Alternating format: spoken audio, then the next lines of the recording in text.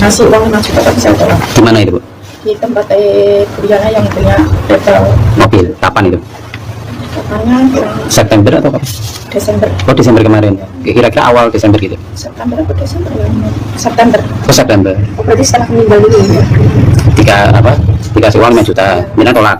Karena Ya karena tidak sesuai dan itu kurang apa kan sesuai amanahnya suami saya minta dipertanggungjawabkan saat reaginya gitu. Oke kawan, kita lanjut ya. Assalamualaikum warahmatullahi wabarakatuh. Allahumma sholli ala sayyidina Muhammad wa ala ali sayyidina Muhammad. Bismillahirrahmanirrahim. Oke kawan, kita infokan ya dan kita komentari ini ada oknum polisi ya yang diduga melakukan kekerasan gitu aja ya. Jadi diungkap oleh Kapolres Yogyakarta kronologis kasus penganiayaan 6 oknum polisi ya terhadap warga Semarang ya. Jadi Polres Yogyakarta buka suara menanggapi isu penganiayaan yang dilakukan oleh 6 anggota Gakum ya Satlantas Polresta Yogyakarta terhadap seorang laki-laki yang bernama Darso ya 43 tahun warga Mijen Semarang ya Jawa Tengah. Anggota terseret kasus dugaan penganiayaan ya yang berujung MD-nya ya. Si Darso itu MD ya. Innalillahi wa inna ilaihi raji'un ya. Merupakan penyidik Gakum ya Satlantas Polresta Jogja ya. Menurut Pak Kapolres Yogyakarta ya, Pak Aditya ya, terdapat 6 anggota unit Gakum Satlantas Polresta Yogyakarta yang pada waktu itu bertolak ke Semarang untuk menyelesaikan kasus dugaan tabrak lari. Keperluan anggota unit Gakum Satlantas Polresta Yogyakarta ke Semarang adalah untuk memberikan surat undangan pemanggilan kepada almarhum Darso ya alias korban ya guna klarifikasi kejadian laka lantas yang terjadi pada tanggal 12 Juli 2024 pukul 9.30 di Jalan Mas Soeharto sekitar Kecamatan Danujan ya Kota Yogyakarta. Jadi kecelakaan laka itu ya antara korban dan pengendara sepeda motor atas nama Tuti dengan mobil yang diduga dikendarai oleh si korban ya si Darso yang sudah MD dan teman-temannya ya kata Pak Kapolres yaitu Pak Aditya. Lo Pak Aditya aku bocahmu lo siapa mete bab oknum personil Polresta Jakarta dilaporkan di Polda Jawa Tengah dengan dugaan telah melakukan penganiayaan yang mengakibatkan orang lain meninggal atau mati. Mensikapi hal tersebut,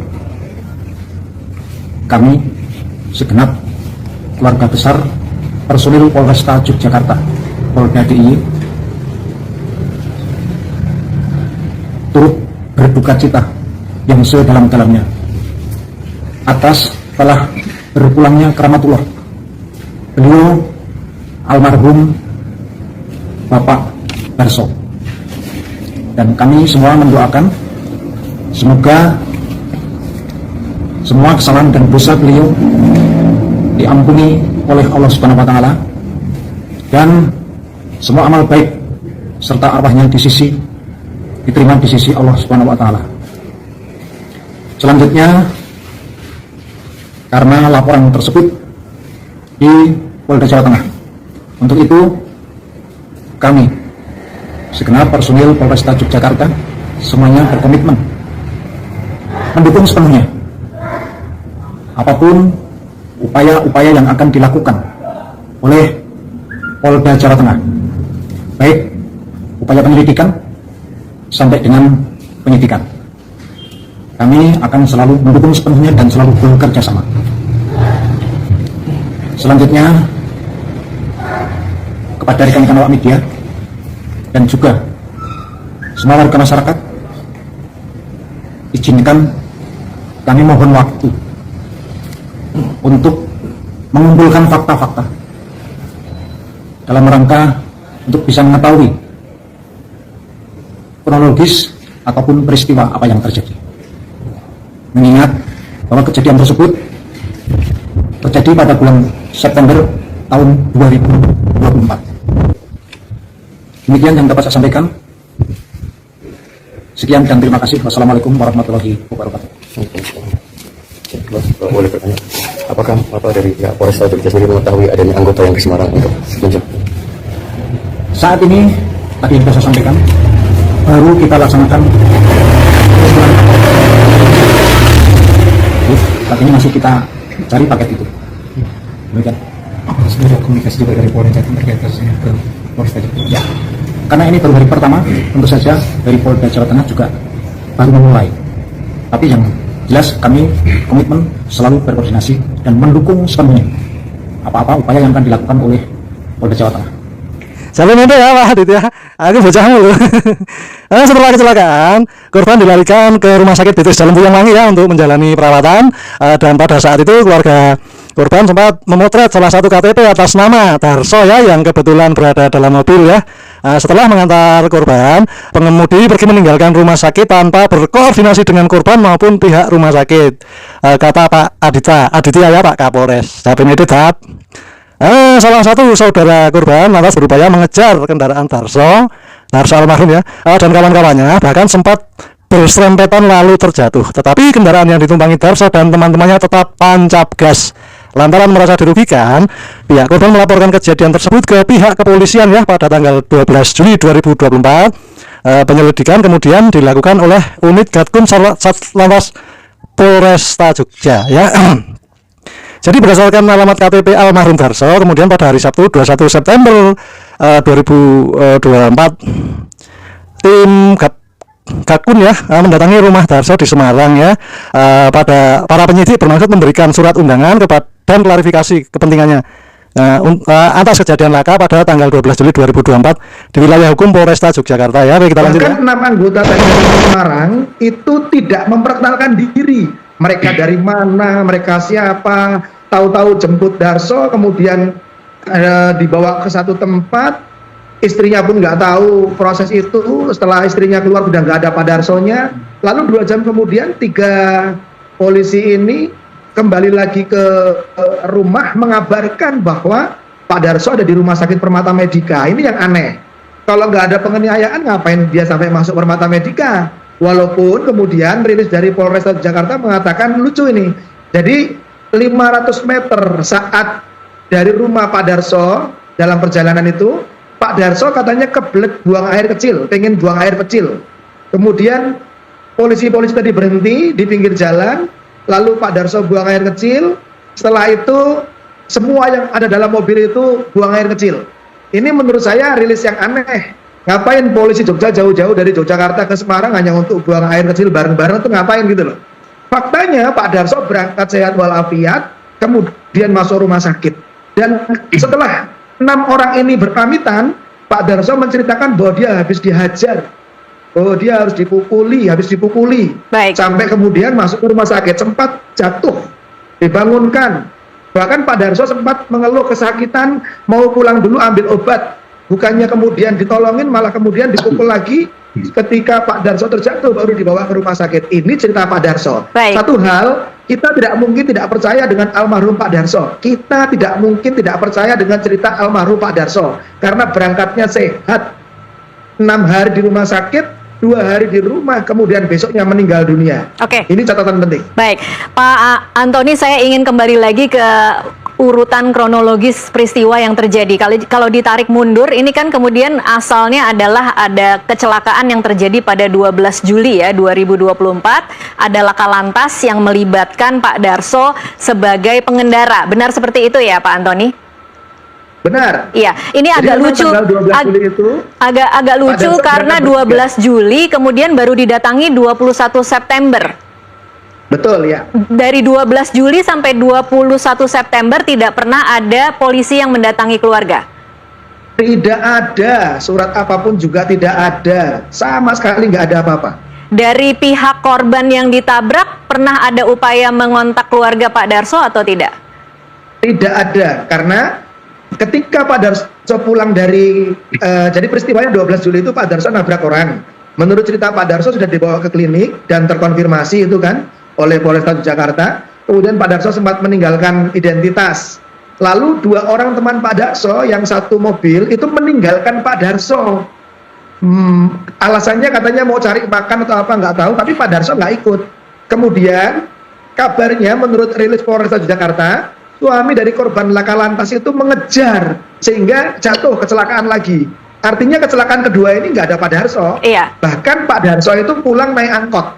naik angkutan umum maksudnya, Oke. sampai ke Semarang. Jadi tidak pernah dikejar oleh keluarga korban yang ditabrak oleh Pak Darso ya? Tidak pernah. Dan dari Menurut pihak Pak Darso, Polresta ringan juga. dan dari pihak Polresta maupun Satlantas Polresta Yogyakarta tidak pernah ada upaya mengontak sampai ke 21 September. Tidak pernah. 2 bulan tidak ada, kemudian tiba-tiba muncul dan minta Pak Darso ikut dengan 6 orang itu. Iya, tanpa banyak bicara, pokoknya dibawa gitu aja. Oke, untuk saat ini Anda sebagai kuasa hukum Pak Antoni, bukti apa yang Anda miliki selain dari kesaksian Pak Darso yang diceritakan kepada pihak keluarga yang kemudian bisa membuktikan bahwa memang terjadi penganiayaan? Yang paling utama, kita jelas Pak Darso itu waktu dijemput dalam keadaan sehat walafiat. Itu penting. Kemudian yang kedua, lokasi kejadian ada orang yang melihat berhenti di jalan. Ada saksi Namun berarti ya? demikian, memang ini tugas. Ya, ini tugas kepolisian untuk mendalami terkait dengan orang-orang yang melihat tadi itu. Karena lokasinya pun tidak jauh dari rumah Pak Darso, sekitar 200-300 meter. Ada Di berapa pinggir saksi? jalan. Ada berapa saksi Pak Antoni? Kemarin sempat diperiksa satu saksi yang melihat Pak Darso bersama beberapa orang. Namun saya tidak ngerti hasil pemeriksaannya terkait dengan apa yang dia lihat. Tapi itu menjadi satu hal bahwa benar Pak Darso diberhentikan di pinggir jalan. Gitu. Ya, jadi awalnya korban ini bersama 2 temannya berangkat ke Jogja. Keluarga pun nggak tahu tujuannya apa. Mereka sewa mobil rental. Ternyata sampai di Jogja terjadi laka lantas. Yang laka lantas itu sebetulnya korban ini sudah bertanggung jawab. Artinya membawa korban laka lantasnya ke klinik. Namun demikian, ketika nggak punya uang mungkin ya, lalu korban meninggalkan KTP. Bahkan bercerita kepada keluarga di Semarang pun pulang ke Semarangnya naik angkot. Nah, karena ketakutan, satu takut terkait dengan biaya perawatan, mungkin juga karena mobilnya rental juga rusak. Akhirnya korban berinisiatif untuk mencari duit. Alasan sama adiknya mau ke Jakarta nyambut gawe dalam rangka mempertanggungjawabkan itu. Sayangnya setelah 2 bulan di Jakarta, hampir 2 bulan tidak membuahkan hasil, korban kembali ke Semarang. 1 minggu di Semarang, tiba-tiba ada tamu yang datang ke rumah ini kemudian menjemput korban, menjemput tanpa ada surat penangkapan, tanpa ada surat tugas, tanpa ada surat apapun. Jadi yang menjemput ini datang menggunakan mobil, 3 orang turun dari mobil, kemudian menyampaikan ke istri korban apakah benar di rumah Pak Darso, dijawab iya, kemudian Pak Darsonya dibangunkan karena sedang tidur. Setelah keluar ternyata Pak Darso sudah dibawa langsung. 2 jam kemudian datanglah 3 orang tadi bersama Pak RT setempat mengabarkan kalau Pak Darsonya ada di Rumah Sakit Permata Medika. Tentu istri korban menjadi kaget dan diminta ke rumah sakit. Akhirnya ketika sampai rumah sakit ternyata ada 6 orang di sana, yang 3 adalah orang yang menjemput itu, yang 3 temannya yang di mobil itu kemungkinannya. Karena tidak ada etikat baik, maka dengan sangat terpaksa keluarga melaporkan. Karena teringat sebelum meninggal almarhum menyampaikan mohon keadilan, minta diproses karena ini mendapatkan ketidakadilan. Polda Jawa Tengah ya, kita akan dalami, kita akan verifikasi semua informasi yang hari ini berkembang, baik dari informasi yang disampaikan oleh Polda Jawa Tengah maupun juga keluarga korban dan pengacara. Kita akan dalami, kita akan verifikasi untuk memastikan proses penanganan kasus ini dijalankan secara baik, akuntabel dan transparan oleh kepolisian. Baik, Pak Gufron, ini kan lagi-lagi ya Pak Gufron, ini lagi-lagi ada dugaan penganiayaan yang dilakukan oleh aparat kepolisian yang menyebabkan kematian, meskipun masih dugaan ya, tetapi karena kita punya sejarah panjang sebelum peristiwa ini beberapa kali terjadi, kemudian penanganannya tidak pernah terlalu jelas, polisi kemudian cenderung memang tidak cepat dan tidak terbuka. Apa yang kemudian bisa dilakukan oleh Kompolnas untuk menjamin bahwa penanganan kali ini polisi akan transparan dan adil ketika kemudian harus mengungkap kasus yang dilakukan oleh anggotanya sendiri? Pertama tentu saja kepolisian harus responsif gitu ya ketika ada satu kasus ya yang melibatkan suatu pelanggaran yang dilakukan oleh anggotanya. Nah, responsivitas kepolisian ini menjadi penting untuk misalnya apakah polisi memang terlihat ingin mengusut kasus tersebut secara tuntas atau tidak gitu ya. Nah, sikap yang sebaliknya justru ya ini akan memperkuat persepsi masyarakat selama ini terhadap kepolisian. Nah, jangan sampai kemudian sikap-sikap yang semacam tadi gitu ya mempengaruhi bagaimana kemudian penanganan yang dilakukan oleh kepolisian, termasuk dalam kasus yang dialami oleh Darso ya, korban ya.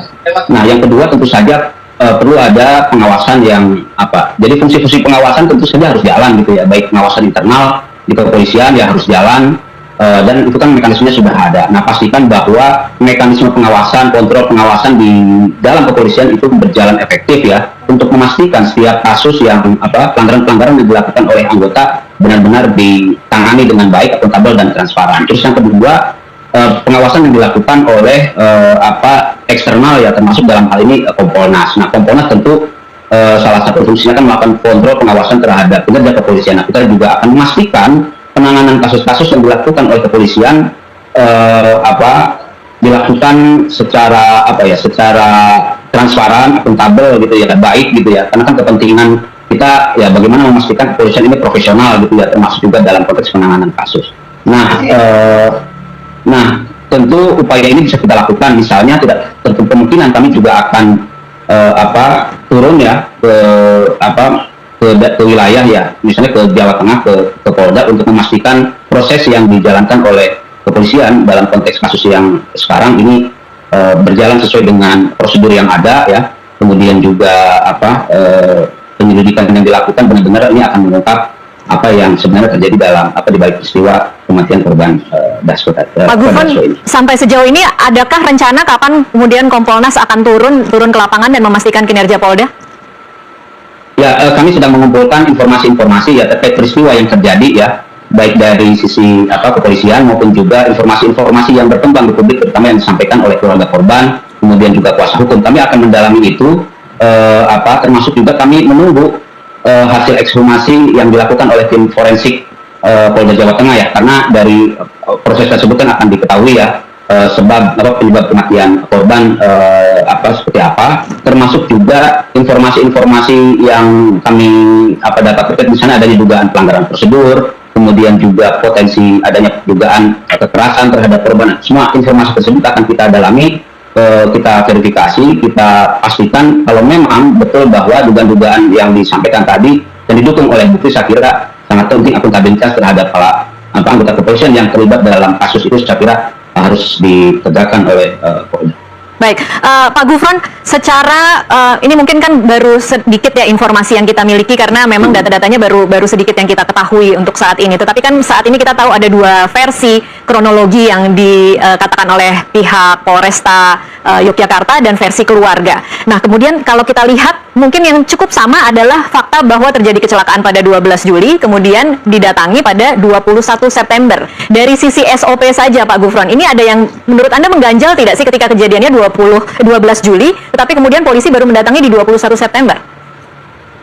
Ya, informasi yang kita terima memang yang kita baca gitu ya, ada sejumlah kejanggalan ya terkait dengan fakta-fakta peristiwa ya. Semua itu nanti akan kita dalami ya, kita baca, kita dalami, kita verifikasi ya, baik dari informasi yang kita terima dari kepolisian maupun juga informasi dari keluarga korban. Nah, kita akan lakukan itu untuk memastikan bahwa itu betul-betul proses penyelidikan yang dilakukan oleh Polda benar-benar mendalami semua informasi-informasi yang sekarang kan banyak nih berkembang nih, muncul juga informasi terkait dengan berbagai kejanggalan terkait dengan fakta-fakta peristiwa.